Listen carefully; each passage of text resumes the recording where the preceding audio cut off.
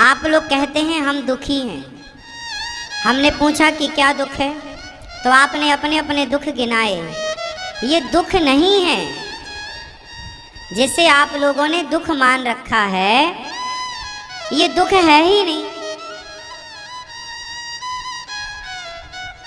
आपको तो यही नहीं पता कि दुख क्या है। आप लोग क्या कहते हैं, हमारा भाई चला गया, हमारा बेटा चला गया, हमारा पति चला गया, हमारी पत्नी चली गई, ऐसा हमारे घर में हो गया, हम बड़े दुखी हैं धन को लेकर। ये कोई दुख नहीं है, ये संसार का नाम मृत्यु लोक है। क्या लोक है ये? यहाँ जो भी आता है वो जाने के लिए आता है। यहाँ जो भी आता है, बताओ एक का नाम बताओ जो कभी ना गया हो। आप लोग क्या चाहते हैं कि हमारा भाई, हमारा बेटा, हमारी पत्नी, हमारा पति, हमारी माँ, हमारा बाप कभी ना मरे। यदि मरेगा नहीं कोई, तो प्रकृति की व्यवस्था बिगड़ जाएगी। बोलो हाँ। सोचो कि आपकी सास की सास की सास अभी तक जिंदा होती तो आपकी क्या हालत होती। पाँव पड़ पड़ के कमर टूट जाती तुम्हारी, इतनी सासों को जब अलग अलग प्रणाम करती तुम। अच्छा हुआ कि मर गई। क्यों? सास की सास सब मर गई, अच्छा हुआ कि नहीं? बोलो हाँ। और आप लोग क्या चाहते हैं, कोई मरे ना। आप क्या चाहते हैं, ईश्वर की व्यवस्था बिगड़ जाए। कौन नहीं मरता? मैं नहीं मरूंगा क्या? कि आप नहीं मरेंगे? आया है सो जाएगा, राजा रंक फकीर, एक सिंहासन चढ़ चला, एक बंधा जंजीर। यहाँ जाने के लिए ही लोग आते हैं। आप वृंदावन आए तो हैं, जाने के लिए ही तो आए हैं। आज आए हैं तो जाएंगे भी तो। 7 दिनों के लिए आए हैं, 10 दिनों के लिए आए हैं। आप यात्री हैं, यात्रा में यहाँ आए। उसी तरह ये जिंदगी की यात्रा है। कोई 10 साल, कोई 50 साल, कोई 100 साल की यात्रा करता है। जिसकी यात्रा पूरी हुई, कोई 20 साल में गया, कोई 25 में गया, कोई 40 में गया, कोई 50 में, कोई 60 में, कोई 80 में, कोई 100 में। आज या कल जाना सबको है, ये कोई दुख नहीं है। आप इस सच्चाई को स्वीकार नहीं करते, इसलिए आप दुखी हैं, वरना आपके जीवन में कोई दुख नहीं है। महाराज जी घर नहीं बनेगा, कब बनेगा, पैसे कब आएंगे? मेहनत कर्म करोगे तो पैसा आएगा। अब कोई काम ना करे, खटिया में बैठा रहे, हे भगवान हम बड़े दुखी हैं, पैसे नहीं हैं, हम तो बहुत दुखी हैं। अरे भाई, पैसे नहीं है तो मेहनत करके कमाओ, तुम्हारा दुख तुम्हारी मेहनत से दूर हो जाएगा। अब तुम कहो भगवान ने बड़ा दुख दिया। भगवान की आपसे कोई दुश्मनी थोड़ी है कि भगवान ने आपको दुख दिया। भगवान कभी किसी को दुख नहीं देते। राम न मारे काहू को, पापी नहीं आराम, आप ऐसे मर जाते हैं कर कर खोटे काम। कोई किसी को कहाँ मारता है। को ना काहू को सुख दुख कर दाता, निज कृत कर्म भोग सब भ्राता। मुझे जो सुख मिलता है वो मेरे ही अच्छे कर्मों का फल है, और मुझे जो दुख मिलता है वह मेरे ही बुरे कर्मों का फल है। ये कोई जो है वो भोगना पड़ेगा, या हंस के भोगो या रो के भोगो। चलो बताओ, सबसे बड़ा दुख क्या है? अब आप लोगों ने जो बताया ना, हम बड़े दुखी हैं, बहू के बेटा नहीं हो रहा है, ये कोई दुख नहीं है। आप लोग स्वीकार नहीं करते, आप चीज़ों को स्वीकार नहीं करते। आप कहते हैं हमारे पास ये नहीं है, हमारे पास वो नहीं है। अच्छा, आप एक लिस्ट बनाओ। एक लिस्ट बनाना ऐसी जिसमें आपको ये लिखना है कि आपके पास क्या नहीं है, और दूसरी लिस्ट बनाना है आपको जिसमें ये लिखना है कि आपके पास क्या क्या है। तो आप बताओ, सब बताना। आपके पास है और आपके पास नहीं है। कुछ चीज़ें आपके पास नहीं हैं और कुछ चीज़ें आपके पास हैं।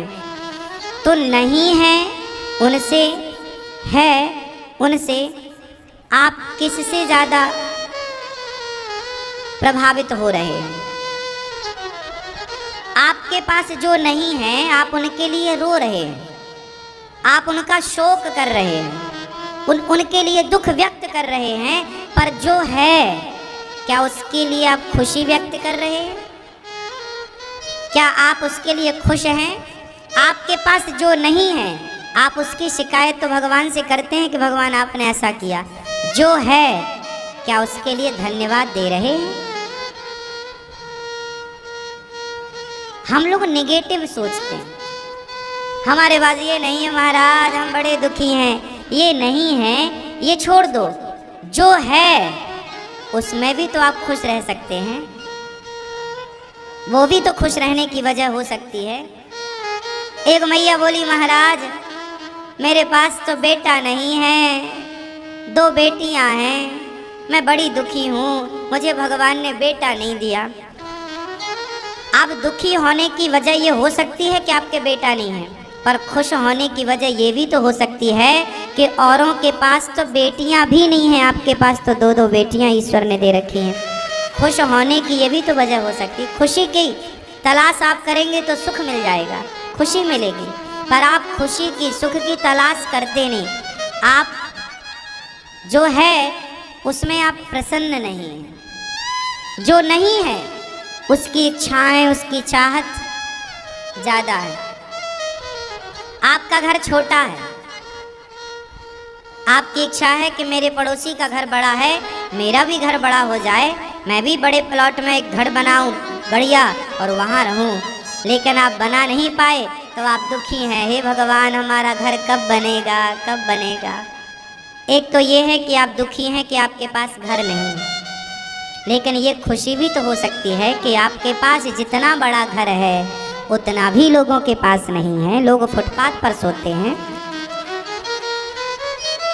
एक ये भी तो दृष्टिकोण हो सकता है ईश्वर को थैंक यू कहने का, धन्यवाद देने का। हमेशा हम शिकायत ही क्यों करें, धन्यवाद भी तो दें। ये तो प्रकृति का नियम है ना मेरी माँ। आप छोटे से बच्चे को देख लो ध्यान से, आप छोटे से बच्चे को बाजार ले जाना और खिलौनों की दुकान में ले जाके खड़ा करना, तो आपका बच्चा तुरंत खिलौनों की तरफ हाथ बढ़ा, ये वाला माँ, ये वाला खिलौना दिलाओ, ये वाला, ये वाला। आप दिलाओ, आप दिलाएंगे, घंटा 2 घंटा उसके संग खेलेगा, 10 मिनट या 20 मिनट खेलेगा, और खेलने के बाद जिस खिलौने के लिए वो रो रहा था, माँ नहीं दिलाती तो रोता, और दिला दिया तो 10-20 मिनट बाद पड़ा है उसकी तरफ देखता नहीं। हाँ या ना, ऐसा होता है या नहीं? बच्चा खिलौने की जिद करता है और माँ ने दिला दिया या पिता ने, तो खेलेगा 10-20 मिनट और फिर पड़ा है, माँ कहेगी खेल ले उसके साथ, नहीं खेलूंगा, और फिर दुकान ले जाओ तो दूसरे को देख के कहेगा अब ये वाला दिलाओ। बस वो बच्चे आप ही तो हैं। आपको ईश्वर ने जितने खिलौने दे रखे हैं आप उनसे खेल चुके हैं,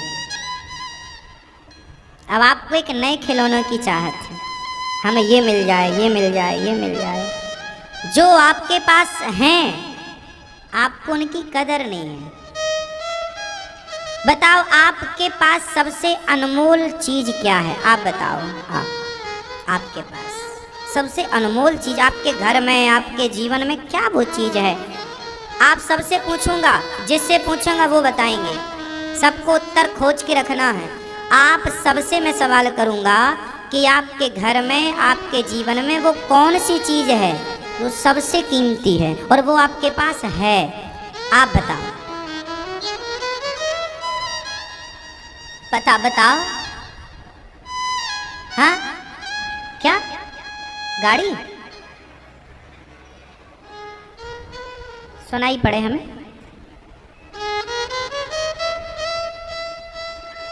आप बताएंगे दादाजी, आप बताओ वो कौन सी चीज है जो आपके पास है, आपके परिवार में, आपके घर में, आपके जीवन में, जो आपके पास है वो क्या है? आशीर्वाद।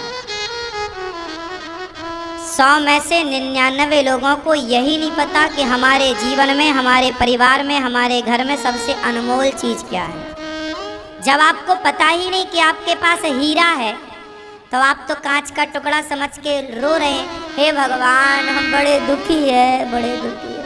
और क्या है तुम्हारे पास? हीरा। आप सबके पास एक एक हीरा है, मैं अभी बताऊंगा। सबके पास एक एक हीरा है, लेकिन आप कांच के टुकड़े के लिए रो रहे हैं, ये नहीं मिला भगवान, ये नहीं मिला भगवान। मैया पीली मैया बताओ, जल्दी बताओ मेरी माँ, क्या है आपके पास जो अनमोल है? फास्ट। दिमाग। बहुत दिमागदार हो, थोड़ा हमें भी दो दिमाग। पीले भैया, माँ बाप, ठीक कहा आपने।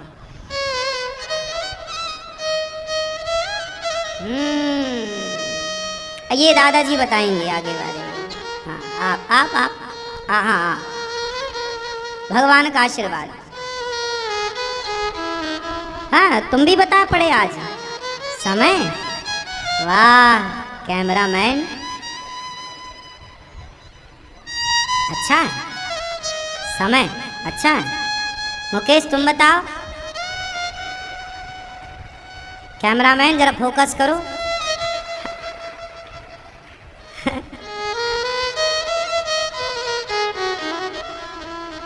देखो आप इतना इजी सवाल का उत्तर नहीं दे पाए और भगवान के आगे रो रहे हैं ऐसे ऐसे, हे भगवान ये नहीं, ये नहीं है। हद होती है ना। आपके पास सबसे अनमोल वस्तु है, आपको ईश्वर ने शरीर दिया, मानव का शरीर। क्या है आपके पास सबसे अनमोल चीज? आपके पास शरीर है तो सब है, और ये नहीं है तो क्या है? देखने को अच्छी आंखें हैं, चलने को पाँव हैं, लंगड़ा होते तो क्या कर लेते, अंधे होते तो क्या कर लेते, 2 हाथ हैं, स्वस्थ शरीर है। अनमोल तेरा जीवन यूं ही गवा रहा है। आप बताओ साहब, मैं आपको 10 करोड़ रुपए दूं और आपसे कहूं कि आप अपनी दोनों आंखें फोड़ दो या दे दो, तो क्या 10 करोड़ लेकर आप दोनों आंखें फोड़ देंगे अपनी? बोलो नहीं। आपको कोई 20 करोड़ दे और कहे दोनों पांव काट दो अपने, तो क्या आप 20 करोड़ लेकर दोनों पांव काट देंगे? बताओ, क्या पैसों से शरीर की तुलना हो सकती है? पैसा अनमोल है कि जीवन अनमोल है? शरीर। बोलो। कोरोना काल में लोगों ने अपनों का जीवन बचाने के लिए 1 घंटे की ऑक्सीजन खरीदने के लिए 50,000 रुपए देने को तैयार थे, लेकिन 50,000 रुपए या लाखों रुपए या करोड़ों खर्च करके भी वो अपनों का जीवन नहीं बचा पाए। लोगों ने अपनी सारी संपत्ति बेच दी अपनों के जीवन को बचाने के लिए। सारी जिंदगी जो संपत्ति कमाता है ना व्यक्ति, वो एक पल में आदमी अपनों के जीवन के लिए बेच देता है, क्योंकि हर संपत्ति से कीमती आपका जीवन है, आपकी श्वासें हैं, और वो ईश्वर ने आपको दे रखा है। उसके लिए आप धन्यवाद नहीं करते कि हे भगवान तेरा धन्यवाद, तूने ये दिया, नहीं दिया, हे भगवान बहू के बेटा नहीं दिया, अब तुम्हारी पूजा नहीं करेंगे, ये नहीं दिया, वो नहीं दिया। कुत्ता भी जिस घर की रोटी खाता है ना, उस मालिक की वफादारी के साथ वहाँ की नौकरी करके वो एक रोटी का हिसाब चुकाता है, रात भर जाग करके वहाँ की सुरक्षा करता है। क्यों? एक कुत्ता भी अपने मालिक की एक रोटी का एहसान नहीं भुलाता। बोलो हाँ, क्यों जी, बताओ सही है या गलत है? मालिक की एक रोटी का एहसान कुत्ता भी नहीं भुलाता, लेकिन आपने उस परमात्मा के दिए शरीर का एहसान भुला दिया। ये कितनी अच्छी बात है या कितनी बुरी बात है? मेरी माँ, ये मत कहा करो हम बड़े दुखी हैं। अरे आप वृंदावन में आए हैं, आप अपने कानों से कथा सुन रहे हैं, अपनी आँखों से भगवान का दर्शन कर पा रहे हैं, इन हाथों से आप समाज की सेवा कर पा रहे हैं। आप जैसा सुखी धरती पर कौन है बताओ तो जरा। कुत्ता से कहा जाए कि चल तू राम राम बोल, कुत्ता ना बोल पाएगा। कुत्ते से कहा जाए चल तो किसी का पेट भर ना भर पाएगा। 84 लाख योनियां हैं मेरी माँ, चींटी, हाथी, कुत्ता, बिल्ली, इन 84 लाख योनियों से ईश्वर ने आपको सर्वश्रेष्ठ बनाया। सुंदर सा शरीर दिया है, भारत देश में जन्म दिया है, गंगा यमुना का किनारा मिला है हम भारतीयों को, भागवत जी सुनने को मिल जाती हैं, बिहारी जी का दर्शन करने को, जगन्नाथ जी, द्वारिकाधीश जी, रंगनाथ जी, सब महा तीर्थों का दर्शन मिल जाता है। माँ बाप की सेवा कर लेते हैं। इस शरीर से, इन हाथों से 2 पैसा कमा के किसी भूखे को रोटी दे देते हैं। अब बताओ और क्या चाहिए? रही इच्छाएं, तो इच्छाएं आपकी कभी पूरी नहीं हो सकती, आपके मन की कभी पूरी नहीं हो सकती। हाँ या ना? बोलो हाँ या ना? आपकी इच्छाएं कभी पूरी, रावण की इच्छाएं पूरी ना हो पाई, तुम्हारी हमारी क्या होंगी? इसलिए